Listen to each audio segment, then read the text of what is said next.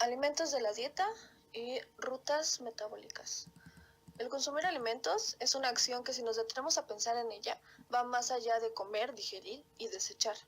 Ello comprende la participación de diversos sistemas y organismos que le involucran.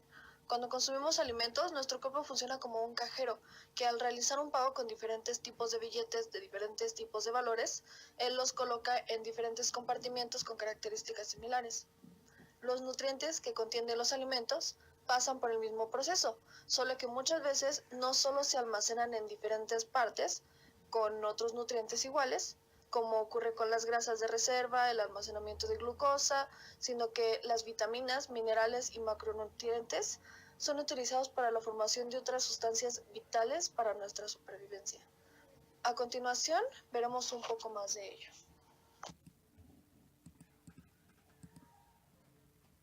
El primer macronutriente del que hablaremos son los carbohidratos. Representan un 60% de nuestra dieta. Los encontramos en alimentos como cereales, leguminosas y frutas, y se pueden clasificar como monosacáridos, disacáridos, oligosacáridos o polisacáridos, los cuales, a su vez, dependiendo de su absorción en el organismo, se pueden clasificar como simples o complejos. Son importantes en la dieta porque mediante ellos podemos obtener moléculas de glucosa, una fuente de energía importante en nuestro organismo. Pero, ¿cómo se lleva esto a cabo? Pongamos un ejemplo de que comemos un bolillo, el cual un tercio de pieza contiene 12.8 gramos de carbohidratos y 65 calorías. Este ingresa a nuestro organismo. Al ser un cereal, contiene hidratos de carbono complejos, los cuales, dada su estructura, tardan más tiempo en digerirse y producir energía. Para que esto se lleve a cabo, las moléculas complejas de hidratos de carbono tienen que hidrolizarse, es decir, convertirse en moléculas más pequeñas como la glucosa, para llevarse al torrente sanguíneo y repartirse a las diferentes células donde se necesite de energía. En ello ocurre la formación de varios elementos como el NADH, el ATP y un piruvato. A la descomposición de la glucosa se le conoce como la ruta de la glucólisis. La glucólisis es un proceso metabólico al que también se le conoce como la respiración celular, y este se puede dividir en los dos tipos de respiraciones, pero en el proceso final. En él participan enzimas y cofactores que descomponen la molécula de la glucosa en 10 reacciones que se dividen en 1, las reacciones que requieren energía para llevarse a cabo, y 2, aquellas que durante el proceso producen energía. En el primer conjunto de reacciones de la glucólisis, es decir, las reacciones que requieren energía, se han de consumir 2 moléculas de ATP para que puedan realizarse. Primero se fosforiliza la glucosa por medio de la enzima catalizadora hexoquinasa y se obtiene la glucosa 6-fosfato. Esta molécula se ha de isomerizar por medio de la enzima catalizadora fosfoglucosa isomerasa y se ha de obtener la fructosa 6-fosfato. Después esta se fosforiliza. Aquí se utiliza la segunda molécula de ATP para formar la fructosa 1,6-bifosfato mediante la enzima catalizadora fosfofructoquinasa. Después, la enzima fructosa 1,6-bifosfato se ha de dividir por medio de la enzima adolasa o fructosa bifosfato adolasa, formando 2 moléculas de triosas fosfato. En el segundo conjunto de reacciones de la glucólisis, es decir, aquellas reacciones que producen energía, se han de producir de una forma peculiar, es decir, que por cada molécula de glucosa se generan 2 glicaldehidro 3-fosfato, es decir, las reacciones se multiplicarán por 2. Todo comienza con la oxidación de la molécula glicaldehidro 3-fosfato para formar 1,3 bifosfato-glicerato por medio de la enzima catalizadora glicaldehidro fosfato deshidrogenasa. A continuación, se ha de realizar la transferencia del fosfato del 1,3 bifosfato-glicerato por medio de la enzima fosfoglicerato-quinasa. En este proceso se ha de formar la primera molécula de ATP y una molécula de 3-fosfoglicerato. A continuación, se ha de llevar a cabo la deshidratación de la molécula obtenida del 2-fosfoglicerato. Esto se lleva a cabo por medio de la enzima enolasa y el cofactor magnesio, para formar una molécula de fosfenol piruvato. A continuación se realiza la transferencia del fosfenol piruvato para transformarlo en un piruvato y una molécula de ATP. Esto se lleva a cabo por medio de la enzima piruvato quinasa y la participación de cofactores como el magnesio, el potasio y el manganeso. Y aquí termina la glucólisis.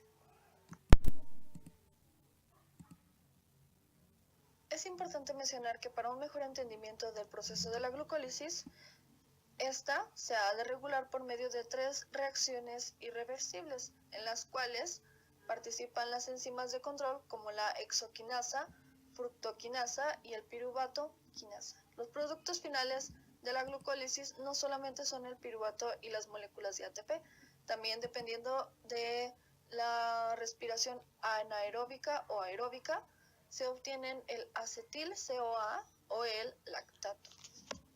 Además, que los productos de desecho de este proceso son el dióxido de carbono y agua. En cuanto a las proteínas, las cuales las encontramos mayormente en alimentos de origen animal, a diferencia de los carbohidratos, estas son absorbidas de diferente forma. Pongamos de ejemplo que comemos un atún blanco en aceite drenado, donde 1/3 de lata contiene 9.7 gramos de proteínas y 56 calorías. Su absorción comienza al momento de que ésta ingresa al tubo digestivo, mediante la acción de determinado tipo de enzimas, las cuales son denominadas proteasas. Las enzimas que más destacan de este tipo son la tripsina y la quimotripsirina. Estas tienen la función de romper enlaces peptídicos, separando y formando de esta forma los aminoácidos. Finalmente, al reunirse los aminoácidos en las células, comienzan a juntarse de nuevo formando proteínas endógenas. Lo que resta es utilizado como sustratos energéticos.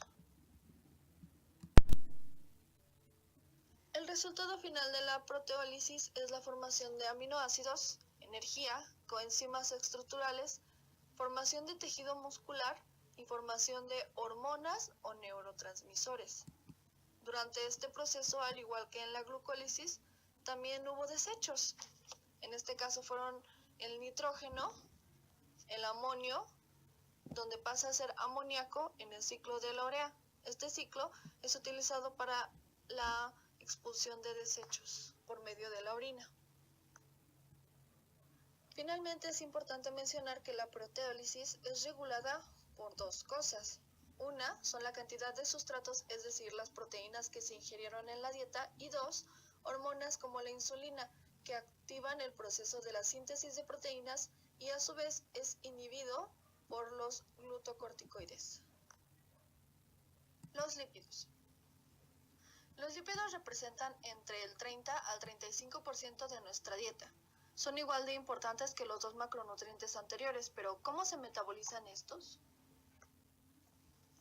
Supongamos que me como 9 piezas de avellanas saladas, las cuales contienen 72 calorías y 7.1 gramos en lípidos.